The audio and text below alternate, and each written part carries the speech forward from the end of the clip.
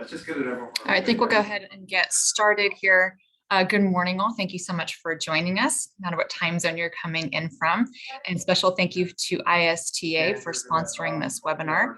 My name is Nora Crivello. I'm the president and CEO of Westpac Incorporated. We're an independent testing laboratory based out of California. And Mark and I are both coming to you today from the Bay Area. Our other office is down in San Diego. Speaking of Mark, this is my colleague, Mark Escobedo, joining us today. He's a senior sales engineer with Westpac. He's been with us a long time. Not only do Mark and I both share the same birthday, but we have both been at Westpac for a combined total of 43 years, which is a long time. So we are going to be talking today, or Mark's going to be talking today more specifically about a question that we field from our customers on a daily basis. And that's, should I use ASTM or ISTA? It's a question that comes up all the time. So we're going to tap into Mark's 20 some odd years of experience at Westpac, as well as his experience both in ASTM and ISTA committees. Mark's on the ASTM D10 and FO2 committees, and I sit on several ISTA committees, including the board of directors. So we're really happy to share our experience with you today on this topic. The presentation will be emailed to you afterwards and will be available on our website. So with that, Mark, good morning. Nice to see you. Go ahead and take it away. Thank you. Good morning. Thank you, Nora. Good morning, good afternoon, good evening, and dare I say good night to some of you out there. I want to thank you all for attending and hope to share some knowledge with you today. As Nora mentioned, we are going to try to answer a question for you about ISTA versus ASTM D4169.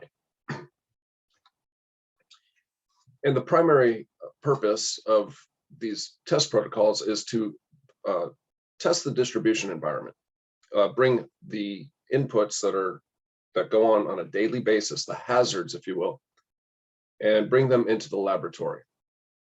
And we're going to cover the similarities and some of the differences between the two organizations, the standards themselves, and we will, you'll get to see some of the Westpac capabilities, some of the testing equipment that we have. So what's the difference between ISTA and ASTM? In my opinion, in my experience, ISTA is a more progressive organization focused solely on the distribution environment. They're looking for the types of testing that actually goes on outside, whether that's vibration, drops, impacts, unit load testing, and they develop test standards to bring that into the laboratory.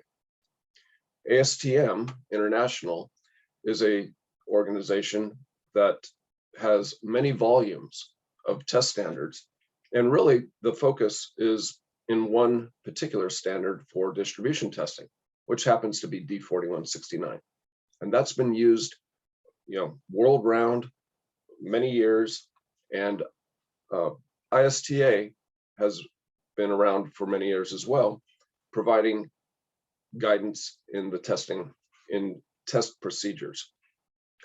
ISTA has three main categories of testing, and this is across many different industries as well. This is a way that you can test your packages for integrity using non-simulation performance test procedures. That's where you just need to test the integrity of the package. It's low cost, doesn't take much to test the package itself, primarily focused on drop testing. There's partial simulation performance testing, which brings it up a little bit to another higher level, where you get to actually see the relationship between the package and the product. And then there's what I consider the flagship of the testing procedures, which is the general simulation performance testing. And that's where we really come into what they call the 3 series, and you get to see the actual interaction of the product and the package, subjecting it to different test inputs than you would see in the D4169 test procedure. I mentioned that ISTA is progressive in this area, studying the distribution environment, and their 3 series test uses measured data from the actual distribution environment. So they've collected this data, they've analyzed it, and they base their test procedures on it. They incorporate best practices and put that into a comprehensive document so that it's easy to follow along and you can make choices as you're moving through the test procedure. In addition, it defines several package types, and the list of package types is actually fairly extensive when you look at the resource book. In the 3 series, they talk about small package products, flat packages, elongated packages, and standard packages. Standard package is kind of a default. Anything that doesn't fit into the upper 3 categories becomes a standard package. But in addition, they talk about other package types like a palletized unit, where it's either unitized or a single unit on a pallet or a crate. Unitized loads for truckload shipment, that's an entire truck loaded with pallets of the same unit. There's mixed pallet loads for regional shipment. And those can be thought of as going from a distribution hub where different types of packages may be placed onto a pallet and stretch wrapped. There's nothing that's actually the same size. And then mechanically handled bulk transport containers. Those are the containers that are on a cargo ship, and they are mechanically handled, and they have the ability, or they have a test procedure to make that, to test those types of packages.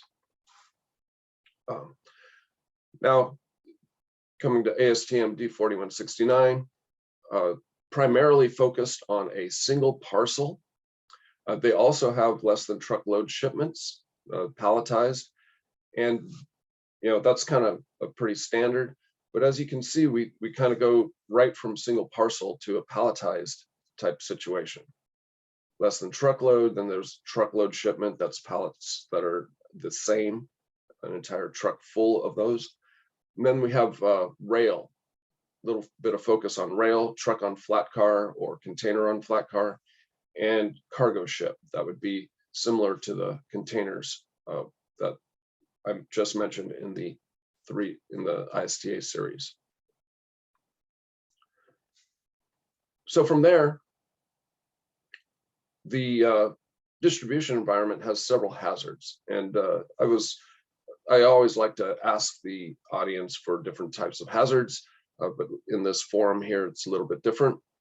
But these are kind of the basic ones, right? These are atmospheric, containing temperature, humidity, and even pressure. Pressure being altitude. We call it altitude, but you'll hear people talking about low pressure.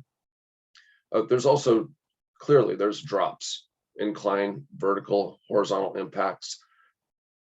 Vibration is a constant. Vibration in the distribution environment is 100% certainty, is what we say. You can't move something without it subjecting it to vibration. So the vibration profile ends up actually being very important during this testing. And then we have compression testing. There's static compression testing. That would be a warehouse type environment where you place pallets on top of one on top of the other. Then there's dynamic, and that's actually can be more damaging. And that's where we place a top load on top of a package and subject it to vibration at the same time. And that is very much the distribution environment of the small parcel system. You can think of DHL, you can think of FedEx, you can think of UPS. Those would be your distribution environments that have dynamic compression on the packages. So let's take a little look about how we test for distribution hazards, and we'll start with atmospheric conditions. That's typically temperature and humidity. So here, chambers simulate this type of test input. These are fully programmable. You can put a temperature profile, you can put a humidity profile, and have the two conditions together, temperature and humidity. These are a lot larger chambers than the previous picture, but these do the same thing, temperature and humidity. Now, I do want to touch upon something that's rather important and kind of differentiates ISTA from ASTM. ISTA has an atmospheric conditioning, if we want to talk about it that way, but they've tried to define a thermal profile. Now, you won't find that in ASTM, and even the ASTM standards don't touch upon thermal profiles. And I think ISTA has always been a pioneer in trying to define thermal profiles. And the latest one is ISTA 7E. And this is based on lane traffic for 2-day shipments. And it's the closest that we actually have for actual test data, something that we can actually qualify the packaging on, the thermal packaging. And this is used for cold chain packaging on a whole variety of different products. It could be for foods, frozen foods, but also for pharmaceuticals and a lot of biotech. And if we go back in history, ISTA was the first to create a standardized thermal profile, and 7E has been an improvement over the previous revision. So let's take a look at what that might seem like. If we look at this temperature profile, this is for heat. This is a heat profile for about 72 hours. And this was designed or developed from that information that they gathered from lane traffic. It was a partnership between two companies and ISTA. They worked together to create this profile. And if you notice, the thing that jumps out here is that the temperatures are not that extreme. So we always think about how a package might get left out or sitting on the tarmac, but by and large, most of the packages always have to keep moving. They're always being moved, putting into like a cross-dock situation and put back onto a truck to be shipped out again and moved through the transportation system. So then let's move to another test input here. Some call it shock, drops. Either way you talk about it, the impacts can be vertical, they can be incline, or they can be horizontal. The package really doesn't know what's happening to it. It doesn't know if it's being hit from the side or hit from the bottom or any of that type of thing. So the purpose of this is, of course, to evaluate how the package can protect its contents during free fall impacts, tumbles, perhaps, and and any other type of handling. The drop test can be for small parcels, but it can also be for palletized products as well. And what we want to simulate there is things like forklift handling, mechanical handling on a pallet. Pallets don't typically get manhandled, held by using your hands to move a pallet. That's very rare. So here we have examples of handling. These are vertical impacts. And here's an example here, doing flats. There's a corner, and there's an edge, and another flat. And so the idea behind this, and what ISTA has done for their test procedures, is they use lower drop height, because that's what's found in the distribution environment. You'll find a lower drop height for most of the for most transportation of the packaging.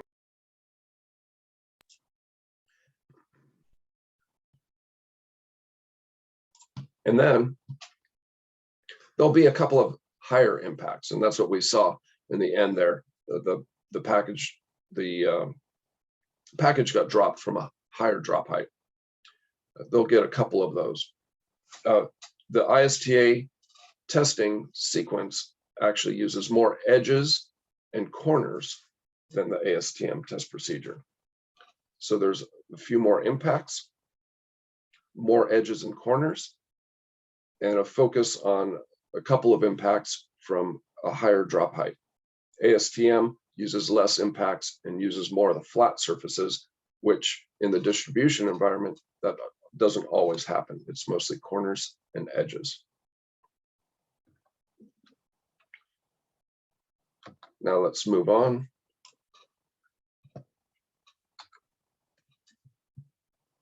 Okay, so let's look at impacts for pallets. And this is an incline impact. So the package system is placed on the sled, released, and impacted into the barrier. And that simulates forklift handling. So forklifts, if you've ever seen a warehouse or distribution environment, forklifts don't typically slow down. They kind of keep going and pick the package or pallet up with the forks, and they keep right on going. So that simulates an impact from a forklift, somebody driving a forklift. And then there's repeated impacts. Now, this is something that isn't really in any of the ISTA or ASTM procedures, but this is something that we offer for testing of products. So this is a tumble test where it continuously lifts and drops the product.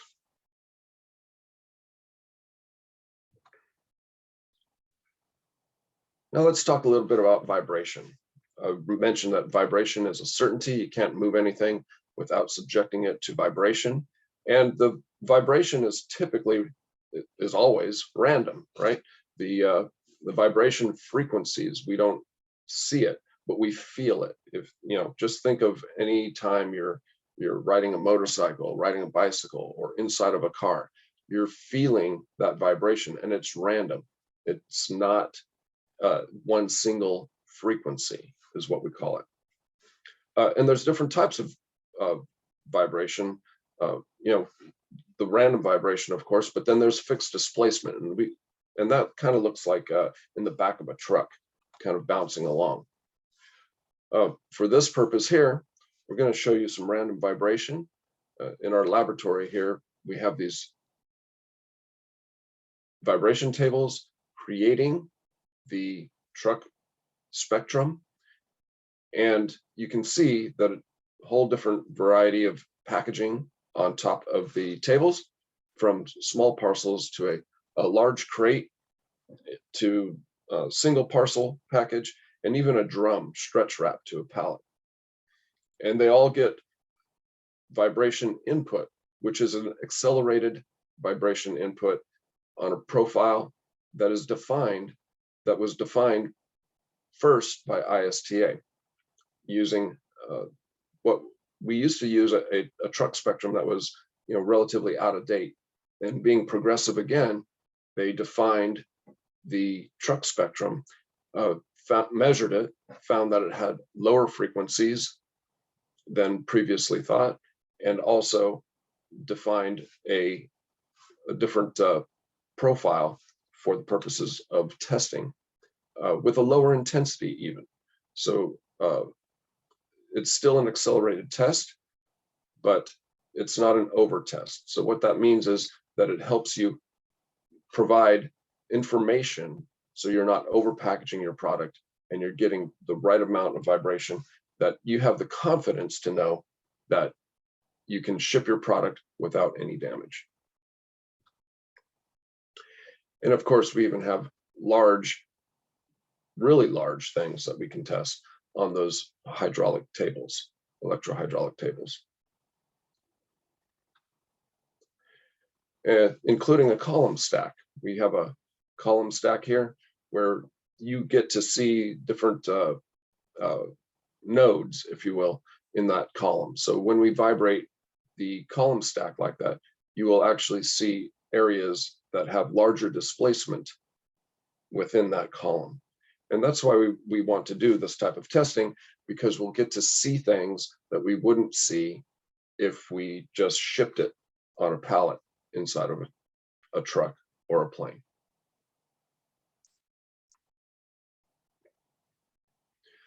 Now, we mentioned a little bit about compression testing, and there's a static dead load. That's where we apply a dead load to the packaging and just let it sit. But there's also dynamic load, or what people call a stacked vibration. So here's an example of a dead load, a compression machine applying a load to a crate and just sits and sustains that load for a period of time. It's typically 1 hour. But here's the thing that's more important here, is this is under a dynamic load. So the packages have a top load placed upon them, and then the vibration is conducted using typically a truck spectrum. And it's to simulate that small parcel system where the packages are placed on top of each other and are subjected to the vibration. So this is the idea of bringing what goes on in the distribution environment back into the laboratory.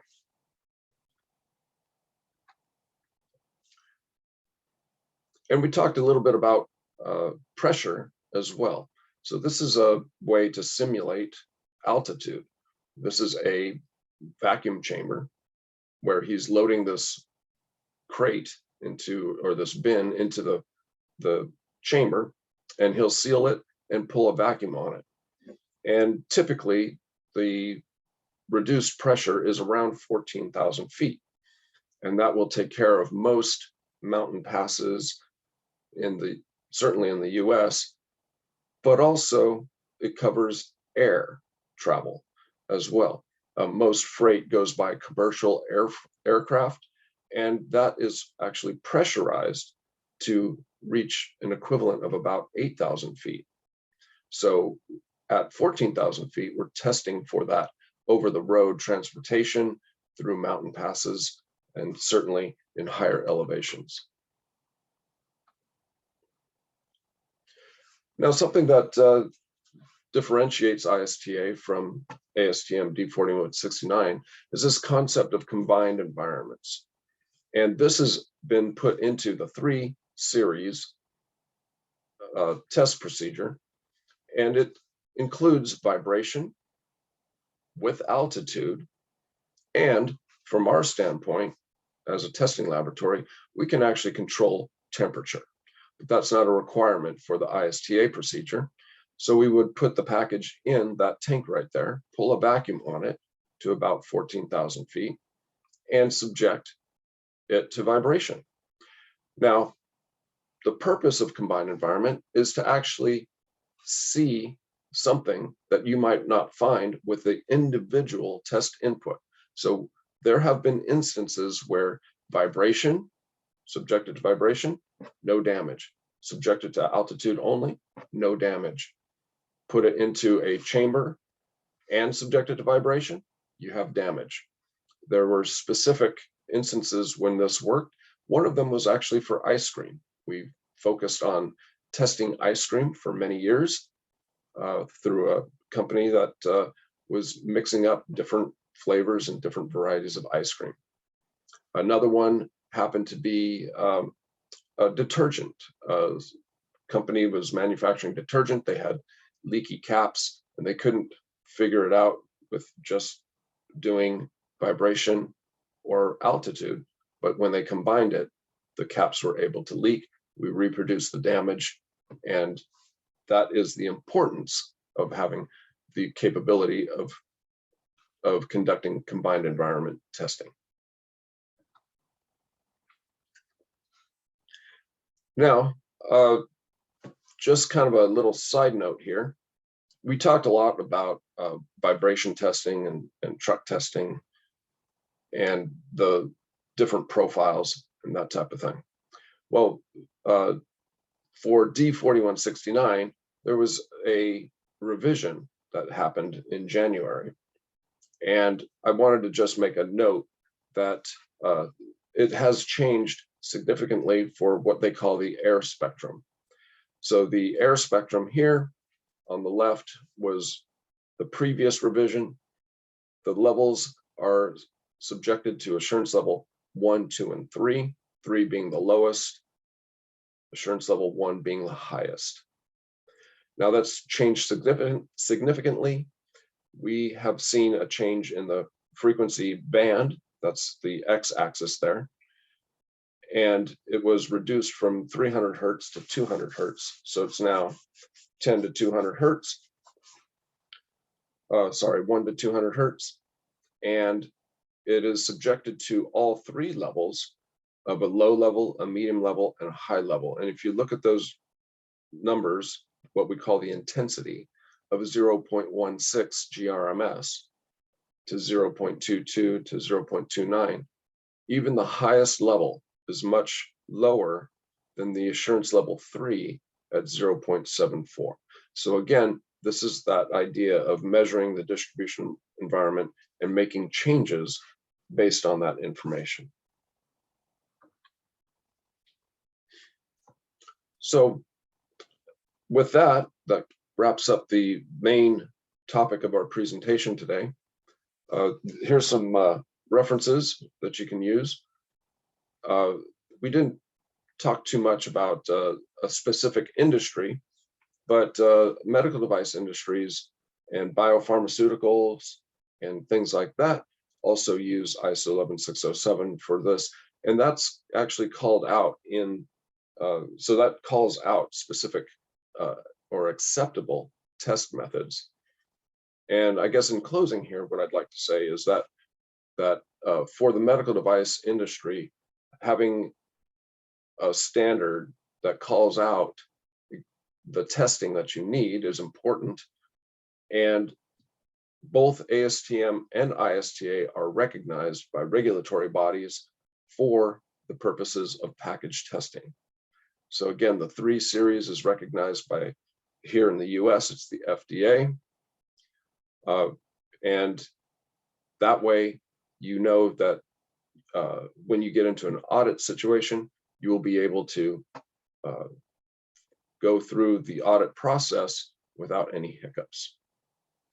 So with that, I'd like to see or hear any questions that you may have had during the presentation.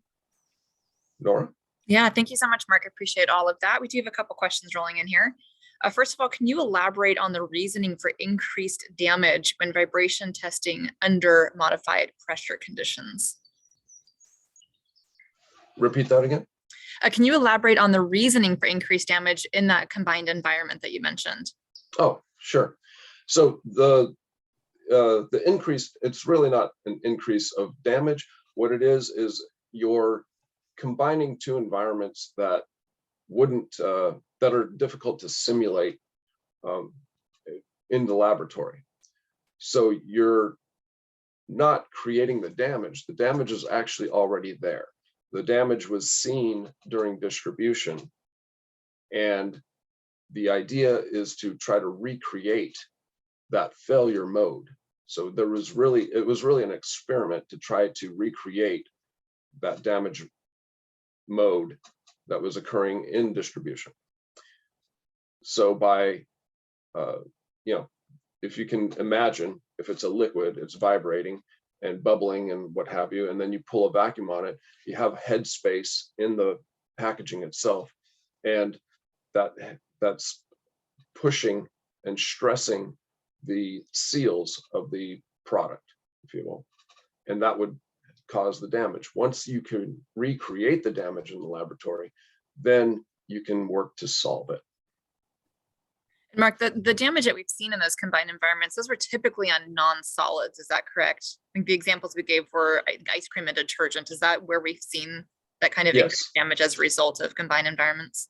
Yes. Okay, great, thanks. Okay, and another question here. What are the industry standards for thermal testing? Are there regional thermal profiles, average, high, lows, or are they extremes?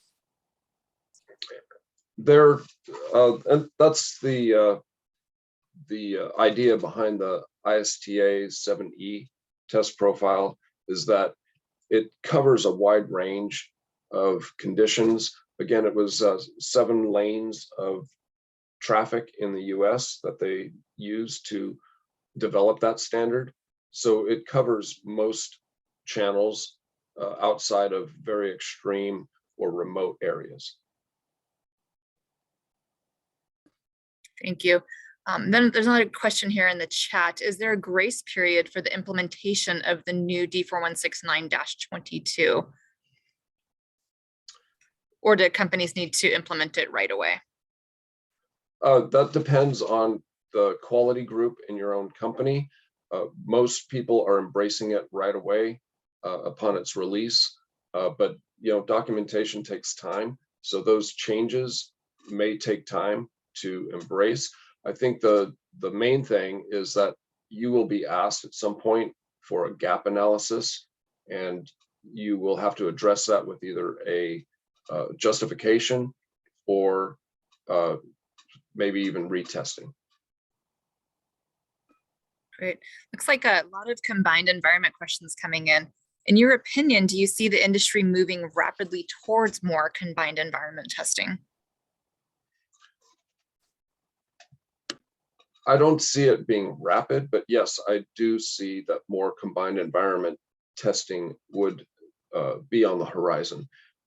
Being able to focus on things that actually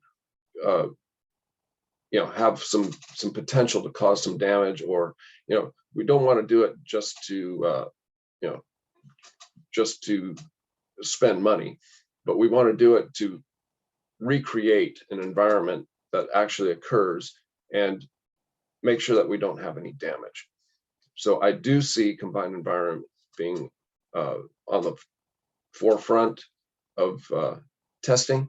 The other side of that would be, we might talk about multi-axis vibration as well. There's been some talk about multi-axis vibration in the future, but the equipment is very complex, and defining what those other inputs should be would be it's difficult to do that as well. So that's what the standards committees are for, to help define that. So I think we'll see some of that in the future. Yeah, it's definitely a lot of movement on the multi-axis front. I know a couple of the universities, Cal Poly, I believe, is working on that. ISTA is working on that. So lots of movement there for sure. You think about the combined environment, we see the increase of pharmaceuticals and biotechs that need to be delivered to the end user in a thermal package. You see the increase of food delivery. You want to make sure that your chicken gets to your house at the appropriate temperature, so there's no safety issues there. So it does seem like there's a lot more industries that could benefit from the combined environment testing. Certainly. And then also there's the question about environmental compatibility of materials, right? So you mentioned a lot about thermal packaging right there, and the thermal packaging needs to get more green, if you will, needs to be more environmentally friendly, right? Currently, we're using a lot of polymers, specifically polystyrene, and going to some more green materials and using test procedures to test those in a combined environment scenario would be a benefit. It seems like an appropriate moment to plug the ISTA forum, which is happening next week down in San Diego. There's always traditionally been a test pack, the test pack line, which is all distribution conversations, increasing interest in the temp pack line. And I think a lot of these questions about thermal packaging will be answered there. So if you're not attending that forum next week, I would encourage you to look into it. One more question here: is vibration with top load always appropriate? Or depending on the distribution cycle chosen with D4169, could you just do a static top load? Yes, you can do a static top load. In D4169, it defines several different distribution cycles. And then they have test inputs called schedules that would address what would be appropriate for that particular thing. Interestingly enough, the small parcel, or what we use a lot, is distribution cycle 13. That uses a compression test where it's just applied and released based on a top load calculation. But I think that the vibration with a top load is important to see what actually happens to the packaging.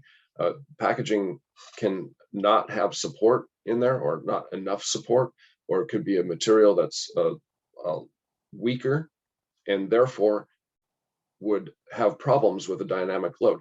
A dynamic compressive load is, in some sense, more damaging for a package where there isn't any internal support than it would be with just a static load. So my point is that with a static load, the package might pass, but when you put it through the distribution environment, your package could look like it's crushed or balled up or something like that.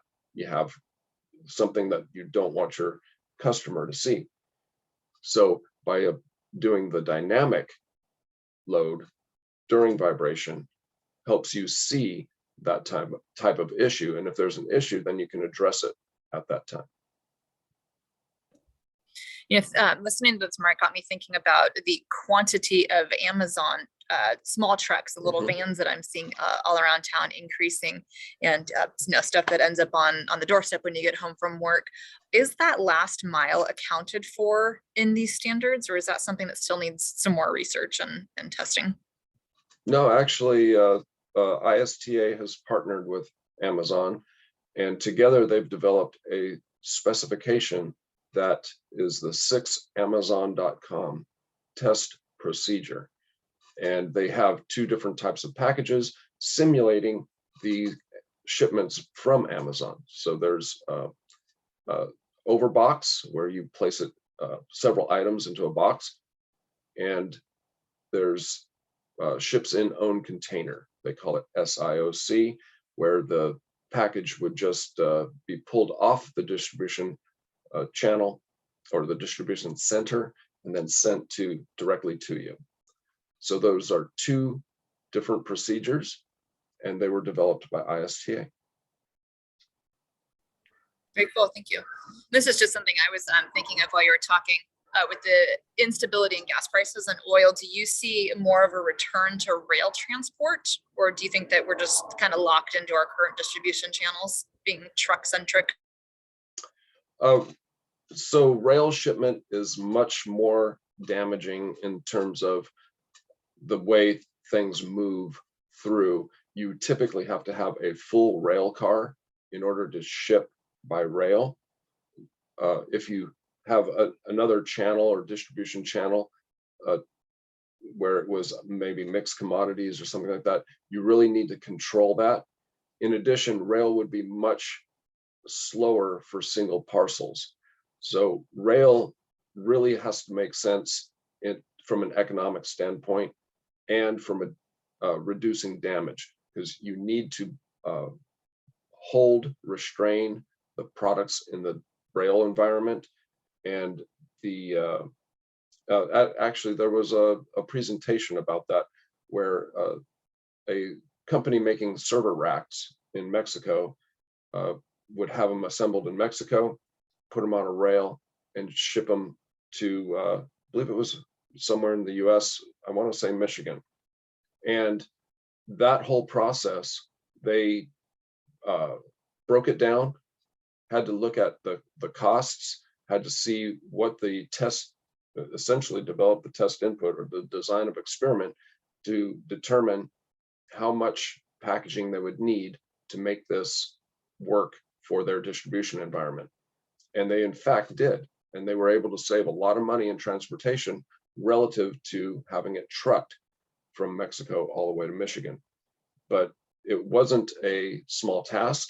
And therefore, you really need to pencil out the costs. Though there will probably be increased costs in packaging, but you're going to be filling up an entire box car or other type of a rail car. So it might work out for you. Very cool, thank you. Sorry, I'm under the flight path here. We have a question coming in over here that says, is there an option for compressive vibration within D4169 Schedule D?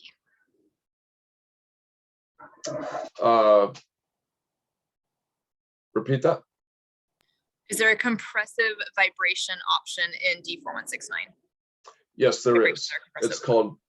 It's called stacked vibration, and you would do the same thing similar to ISTA, where you would calculate a top load and place it on the on top of the packaging and restrain it vertically, restrain it horizontally. You want to restrain the horizontal movement and allow the vertical movement. Great, thank you. And just before I wrap up with one last question, just want to remind everyone, we will be emailing you this presentation, and the recording will be available on our website, westpac.com. We really appreciate your time joining us today. Mark, my final question that I was thinking through when you were presenting was, you have the hazards of drop and compression and vibration. Is one considered more severe than the other? If you could only do one out of the three, is there one that should be done before the other two as a more significant hazard? My personal preference would be impacts. Impacts are typically the one that really kills a product. Today, products tend to be a lot lighter and a lot more dense. Electronics are surface mount technology, so they're pretty robust. They don't have the items that were sensitive to vibration as much as they used to be. So for small packages, I would say that impacts would be the one test input that I would consider testing for. Now, if I had a larger item, like we'll say capital equipment or something that's crated, I would test for vibration, because vibration has a bigger impact on larger things, and the impacts that those types of products or packaged products have are typically mechanically handled, and the impacts are not that hard or not that high, and they don't have the biggest effect. So small parcel would be drops, large crated items would be vibration. Talking about this makes me think that, the distribution environment that we all learned about maybe 20 years or more ago in school, it's changing and evolving a lot. And there's so many new distribution channels with omni-channel and the way Amazon has changed the world. So it does seem important to stay on top of changes. And I would just encourage everyone to get involved with committees, ASTM, ISTA. I mentioned the ISTA conferences next week. That's a great opportunity to get involved. The IOPP's MDTPC, Medical Device Testing Packaging Council or Committee, I believe. I think their all hands meeting is coming up this Thursday. There's just a lot of opportunities to get involved and stay on top of the evolving conversations within the distribution environment. It crosses so many different industries that it's interesting. It's always changing and always interesting. So happy to field any more questions. It's been a little quiet for a while, so thank you, Mark, for your time, Thank you. for your expertise. Thank you all for joining us, and we hope you have a great week. Take care. Thank you, Nora. Bye. Thank you. Bye-bye.